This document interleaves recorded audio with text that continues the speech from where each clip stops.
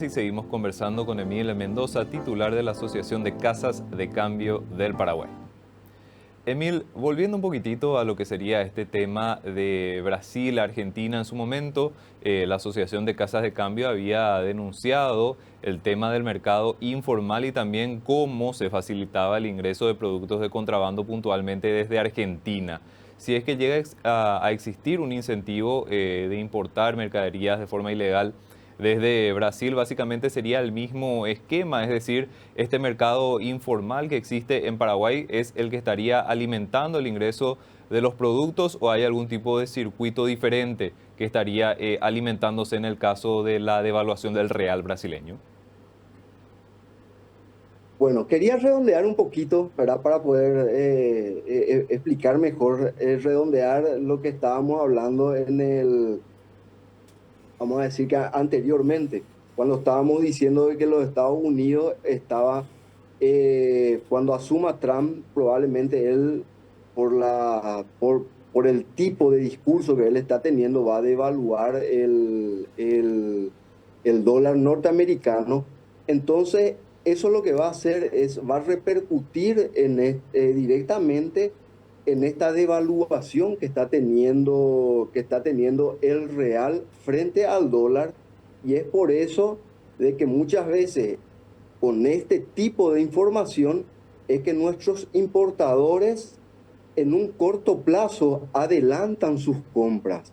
Así también la gente que se dedica al mercado internacional, teniendo la noticia de que los Estados Unidos probablemente va a devaluar su moneda, eso va a repercutir de que tanto el real como el peso argentino van a subir de valor. Eso repercute en que los productos argentinos y los productos brasileños subirán de valores. Es por eso de que se están adelantando muchas veces tanto el mercado formal como el mercado informal en sus compras, viendo que en un corto plazo esta devaluación, en este caso del real, puede dar la vuelta y esta moneda se puede volver a evaluar. Entiendo. Esa idea es la que quería cerrar un poquito. Y también hay que instar a nuestras autoridades, ¿verdad? Ante estos fenómenos, ¿verdad? Que son fenómenos momentáneos de la economía, a que incentiven los controles para evitar el ingreso de estas mercaderías que entran ilegalmente a nuestro país.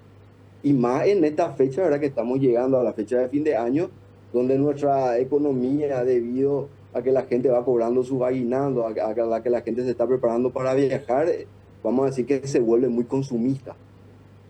Emil, hablando un poquitito de lo que sería la dinámica del último mes, puntualmente, ¿qué esperan ustedes teniendo en cuenta de que hay mucha gente que estaría justamente buscando dólares o monedas extranjeras para ir de vacaciones? En cierto modo, las grandes multinacionales van saliendo un poco de sus posiciones en dólares para conseguir guaraníes, tal vez para el pago de aguinaldos y algún tipo de compromisos de moneda local. ¿Cómo estarían viendo lo que sería la dinámica puntualmente del último mes? ¿Que les parece que podemos esperar en torno a las variaciones del dólar, que es una cuestión que evidentemente estuvo preocupando mucho en este año 2024?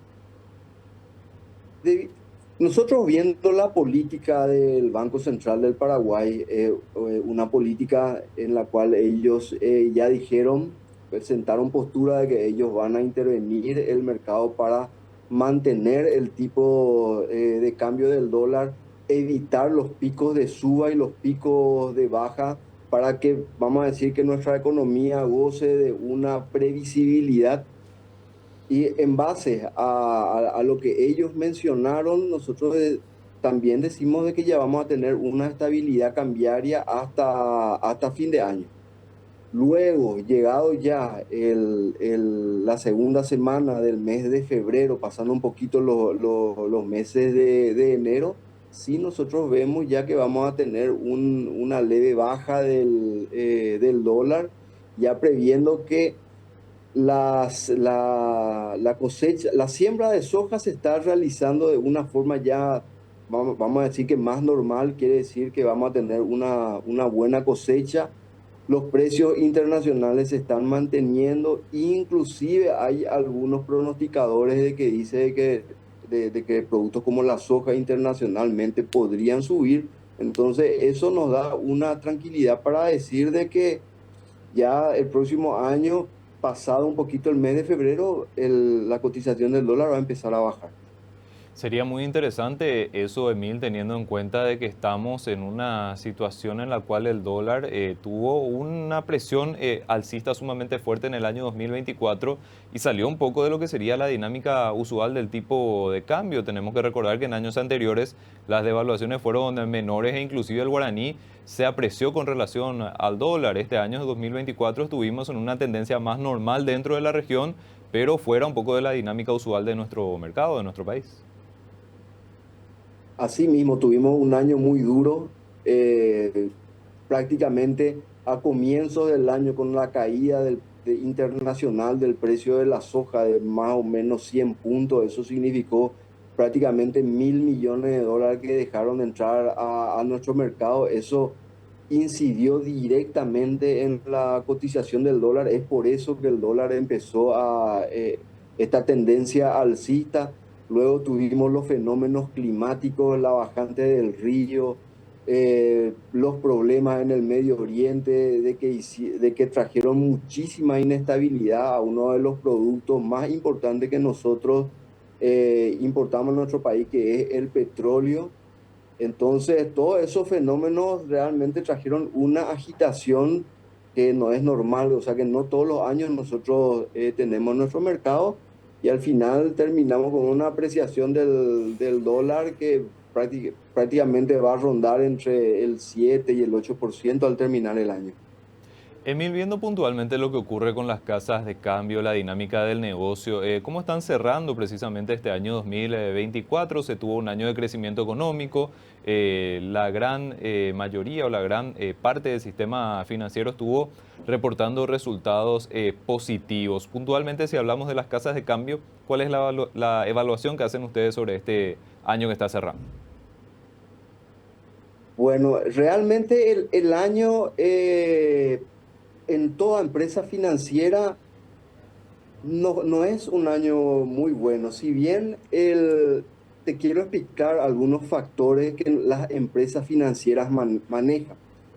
Por ejemplo, las empresas financieras tienen sus posiciones en moneda nacional, en moneda extranjera, tanto los bancos, las financieras, las casas de cambio, pero al final todo esto se guaraniza para poder sacar, vamos a decir, que las utilidades que nosotros tuvimos en el año. Entonces, es así mismo como vos decís, muchas veces cuando nosotros miramos el balance general de una entidad financiera, nosotros vemos que la entidad financiera está con números positivos en sus balances en guaraníes, pero nosotros tenemos que entender la siguiente premisa. Si una entidad financiera al principio del año tenía un capital, vamos a decir, de 100.000 dólares y el dólar valía 7.200 guaraníes al comenzar el año, o sea, él tenía 100.000 dólares, 720 millones de guaraníes. Si esa empresa ganó 20 millones de guaraníes al terminar el año, sería un 5%, o le ponemos un poquito más, ¿verdad? Le ponemos, la empresa ganó 40 millones de guaraníes.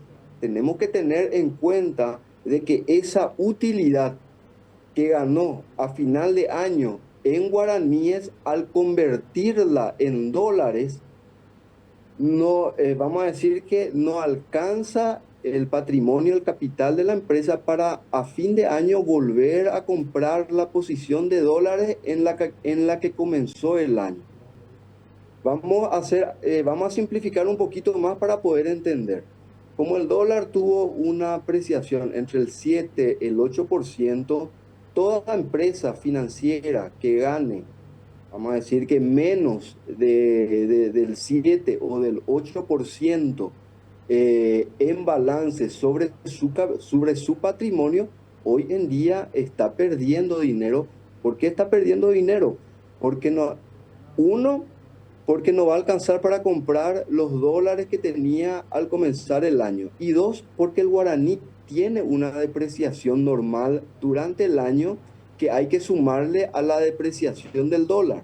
Entonces, si nosotros tenemos que el guaraní tuvo una depreciación del 5 o del 6% más la depreciación del dólar, que más o menos también está en los mismos valores, nos estamos acercando a números de más o menos 12 o 14%.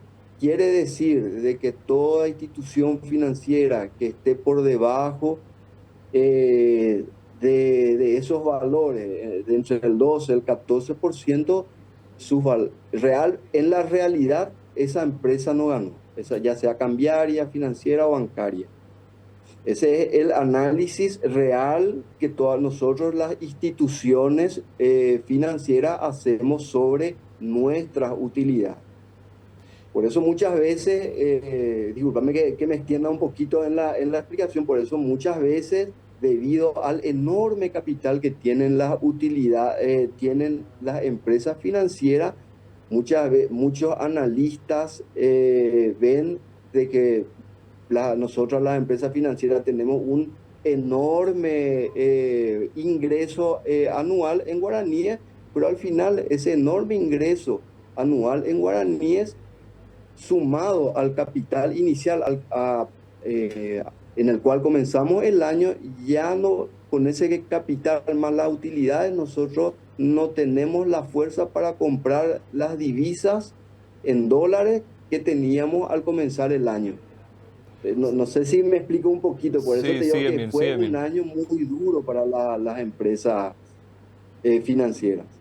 Emily, puntualmente en las casas de cambio, estas limitantes que se habían establecido, sobre todo con la normativa de CEPRELAT y algunas cuestiones que también estaban planteando en términos de ajustes normativos, también se mantienen. Hay que seguir debatiendo sobre este tipo de cuestiones porque son una limitante para lo que sería la actividad y el negocio cambiario que tenemos que recordar en años anteriores, según las estadísticas, se vio bastante afectado de forma negativa. Claro, nosotros estuvimos en comunicación con el banco, con nuestro órgano, ¿verdad? Contralor, que es el Banco Central del Paraguay, también le estuvimos explicando esa problemática, porque prácticamente todos nuestros países limítrofes, como por ejemplo el Brasil, el Uruguay, su política, vamos a decir que en base a cómo van a realizar las normas para la realización de operaciones de cambio, es mucho más flexible de la que nosotros tenemos en Paraguay. Como por ejemplo en el Brasil, ellos tienen